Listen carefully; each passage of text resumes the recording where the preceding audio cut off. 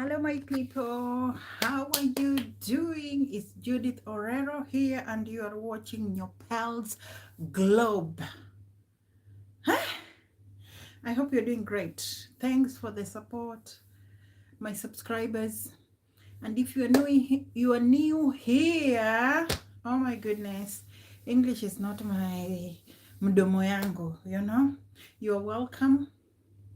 Feel comfortable. I'm streaming live from UK. I am in Cambridgeshire. As you can I still have my nightie, Yes, and I don't want to say anything negative. I am trying. Let's check the weather. What do you think? Let's check the weather. How does it look? Grayish, right? Grayish, right? I'm not saying a word. Let's look properly. Let's just look properly, please. This is how the weather look like. You can see the trees. Some are leafless. No light, no leaves. This is gray like this. And it's cold outside. During morning time, right now is 15:19 on Wednesday the 4th, right?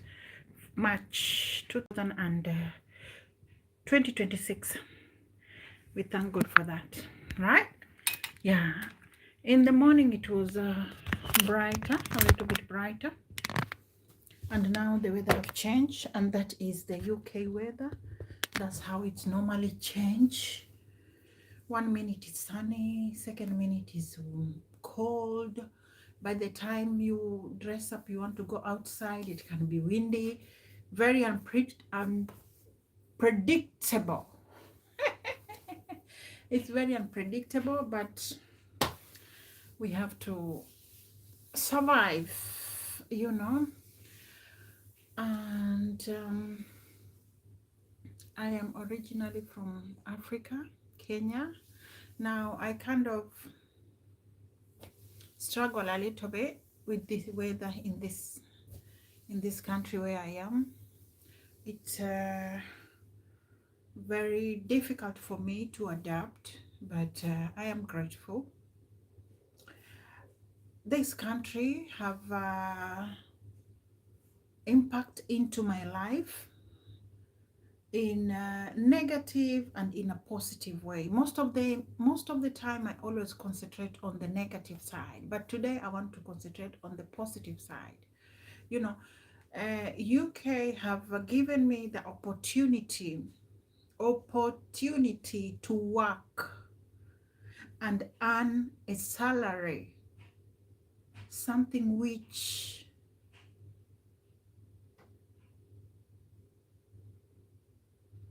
is not easy back in my country.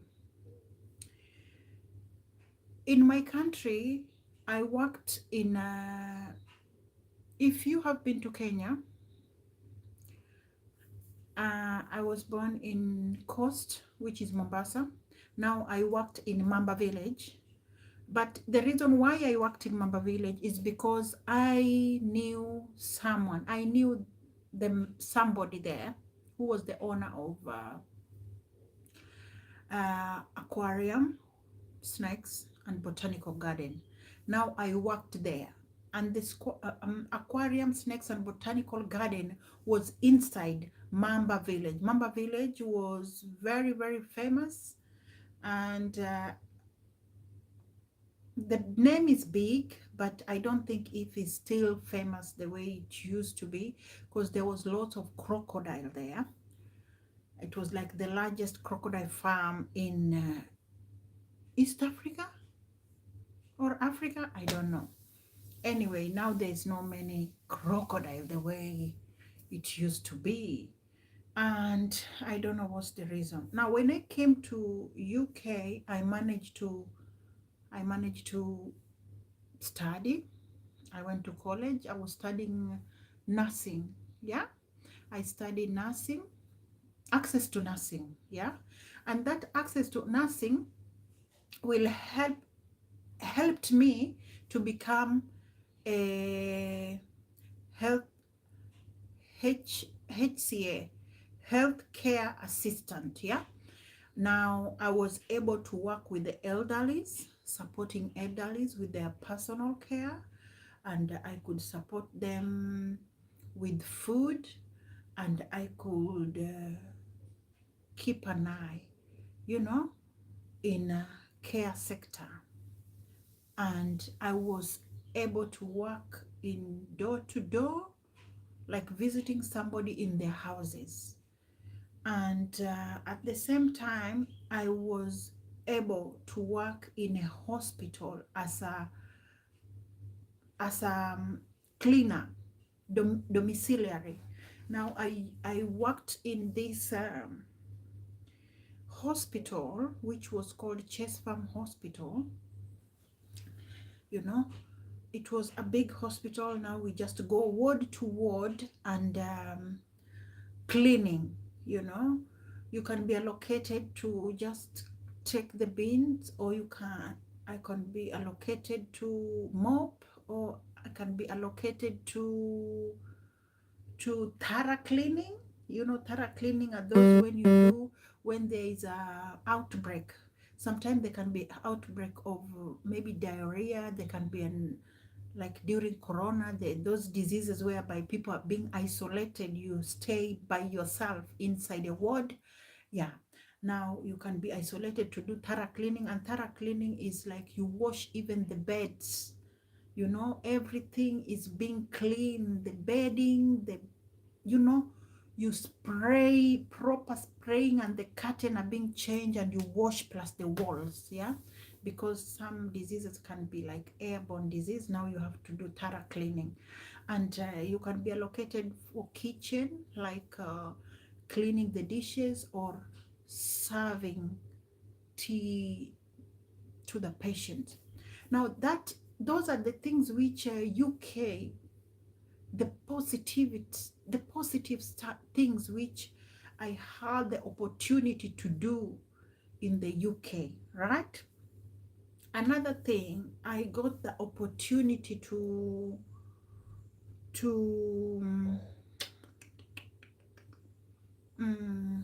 after working several years, I got the opportunity for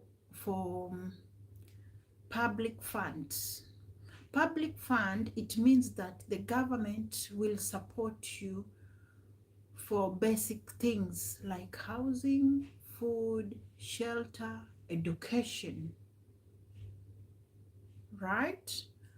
Yeah. Now, after years, I was qualified for the government to support me. That took almost, I took 4 years to be qualified for the public fund. And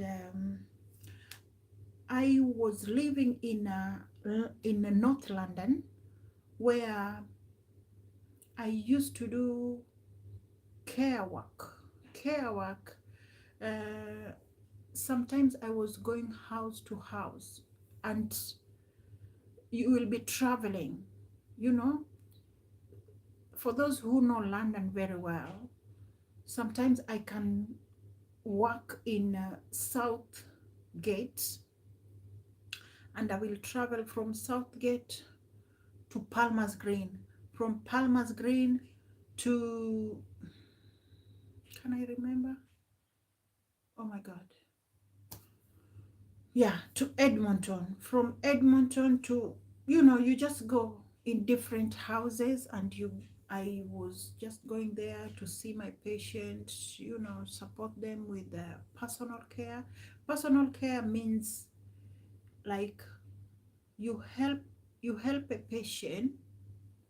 When you go in the morning, you talk to them, inform them that who you are, and tell them what you want to do, and ask them if they are all right. Then you help them with the shower, make sure they are clean. Maybe they have some lotion, you apply lotion, you give them maybe breakfast and medication if you are qualified to give out medication, or if those medication they are in a sachet, they are all dated and you can see the timing, right? And some places, if I used to go, it was double up. I will go there and I will find there's another carer like me. Now we'll be working like two people, a qualified and me, you know, which make life much easier. Another important thing which this country supported me with, it was because I was working, I was able to have a pay slip. And this pay slip is monthly pay slip. Now it all depends with the hours which I was working. And from the beginning, I came here when I was 28 there. Yeah, it was 2007, 2006, if I am not wrong, right? And that point, I left my African country. You know, when I left Kenya, I left my daughter who was 5 years old.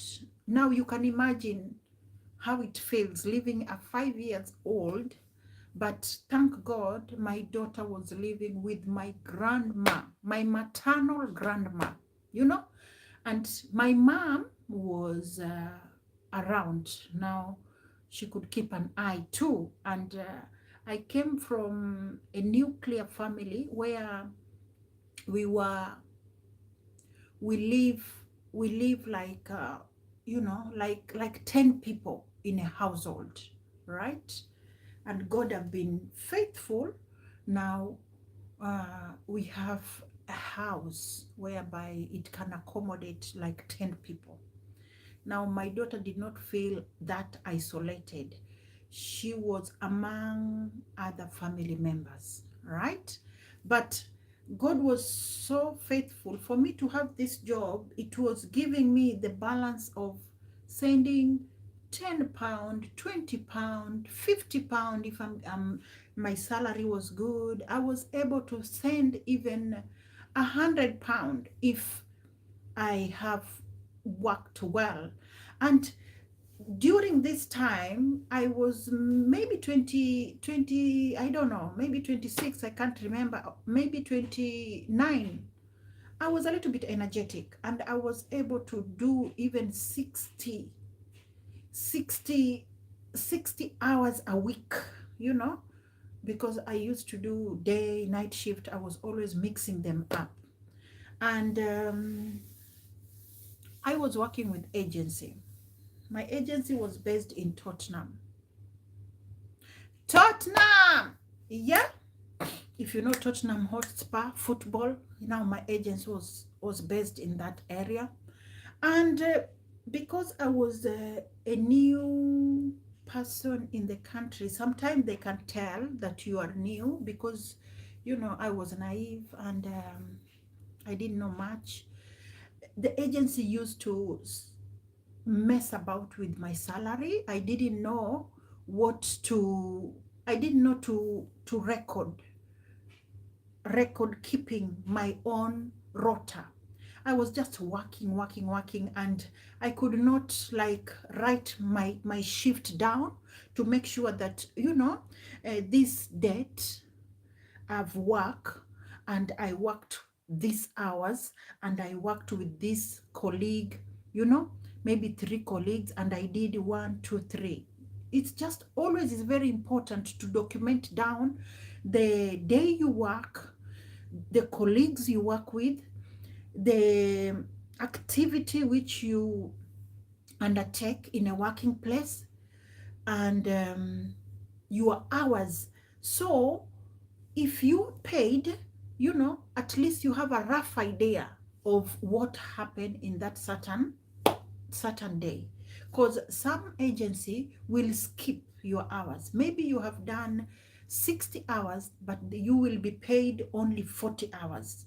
And I was not checking out on that. And for that reason, a lot of company get away with the people's salary, right? And I was not keen enough to do things like that. I was just working bombarded because I'm from Africa. I was so excited. Oh my goodness, I have work. Let me work. It's just a pride. I was feeling so happy to work. And I was trying to sell myself out to prove myself wrong and just, you know, give it all. I was giving it all, you know, do my best, you know.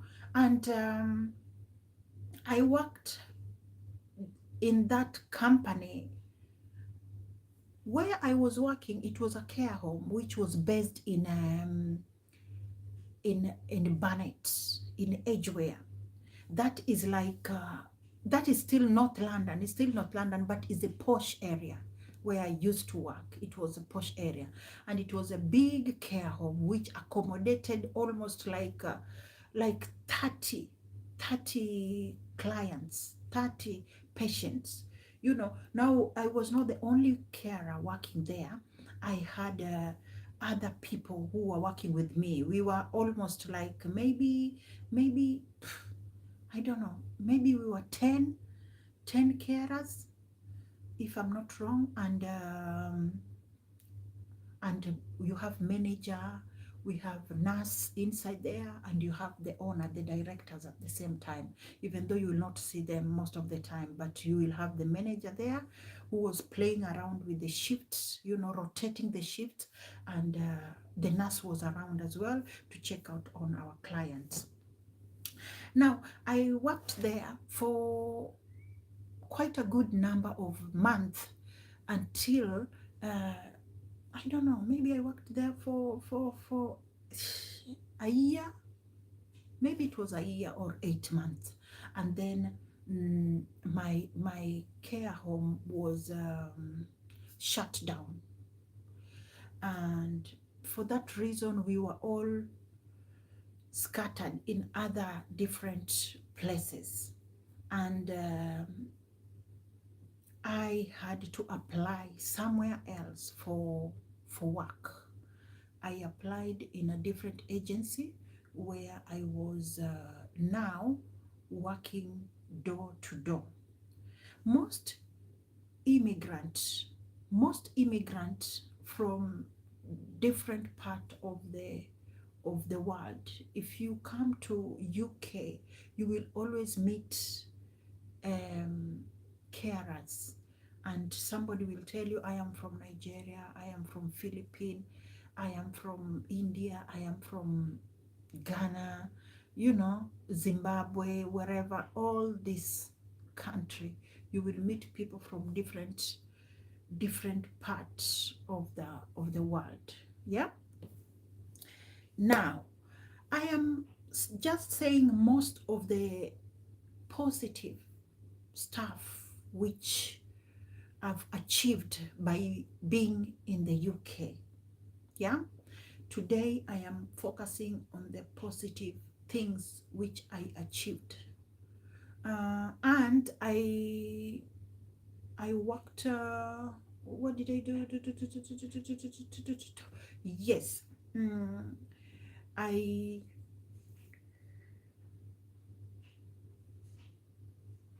I went for a birthday, my relative birthday in South London, where I met this Mzungu, and we became friends, and he married me. I tried to convince him to marry me, and because I had my visa was a student visa. As I told you, I was in a college. Now we become friends, and touch wood, I became pregnant.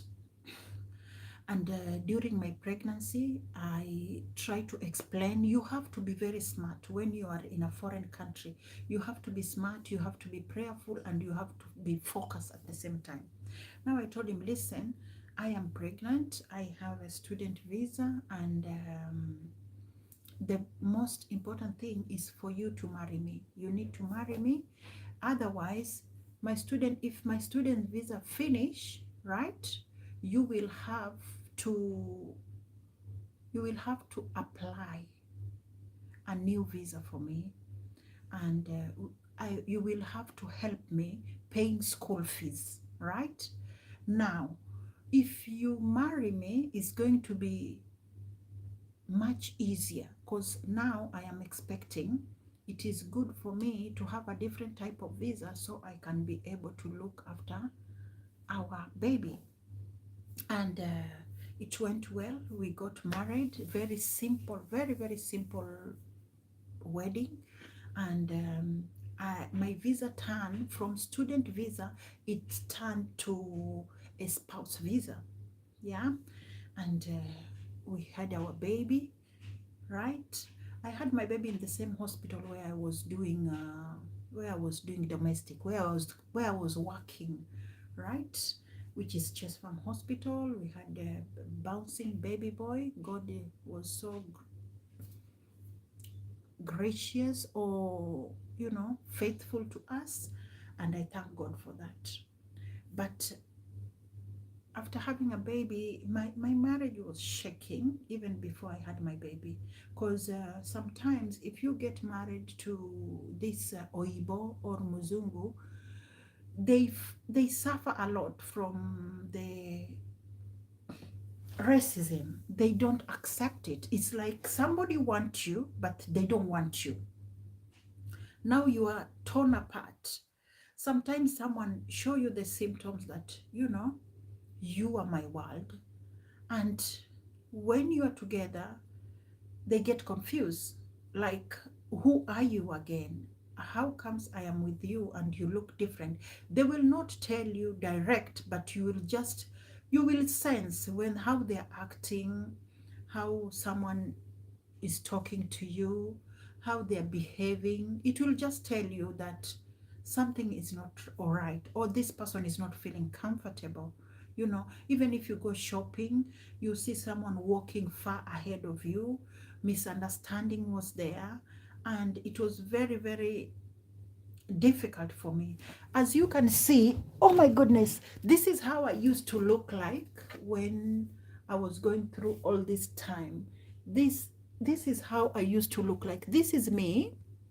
This is me here. You can see how skinny I was. This is me, right?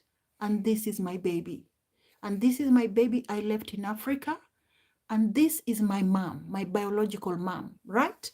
Now, you can see how skinny I was. I was super, super skinny. You can see the bones on my neck. You can see the bones have popped out. I don't know if you see it properly. You can see the bones, how the bones have popped out. And that is just shows you how life can be, how our mind fights sometimes with the world, right? But at the same time, it is a lesson we have to learn. That is lesson in life. We have to pass through those lessons. During this period of time, as I told you, I stayed for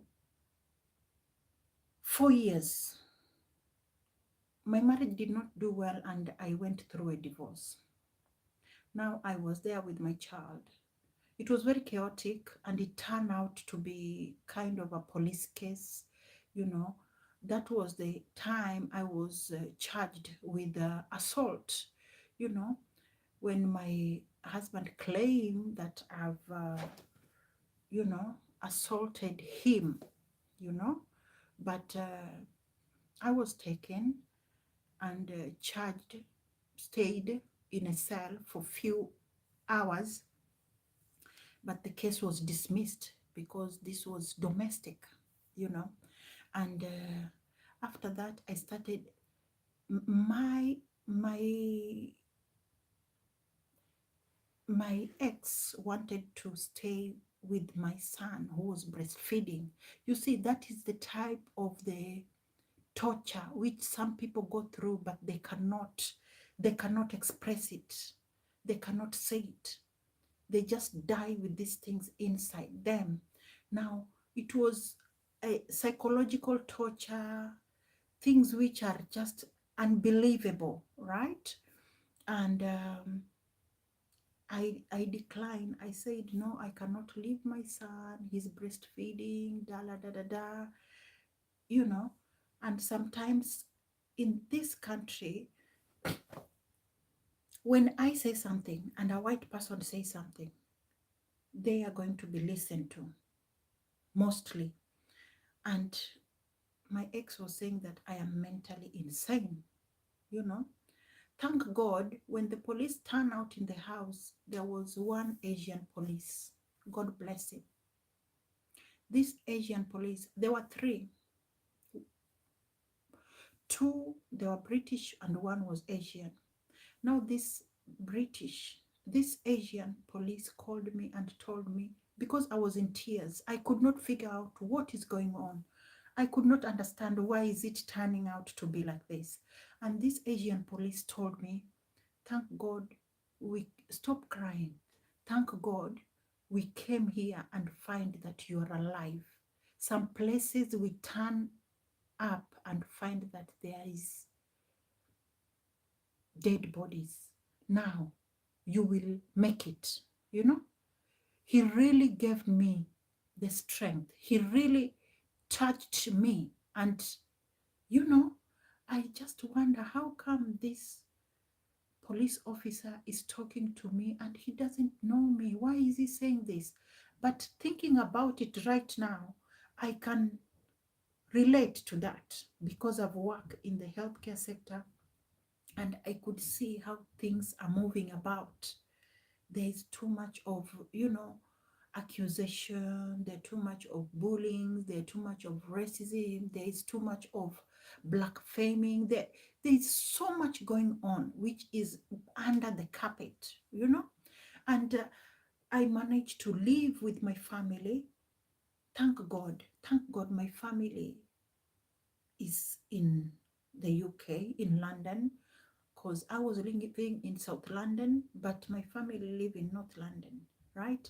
Now I was taken to a police station, and where my family had to drive from North London to South London, they came to police station. That was Bromley Police Station, for those who know South London very well.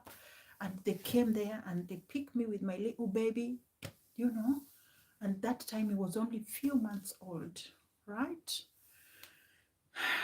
And I was given an accommodation with my family, and after few years the government offered me a house because my papers came out now and I was entitled for public fund, and I managed to find a 2-bedroom house, you know.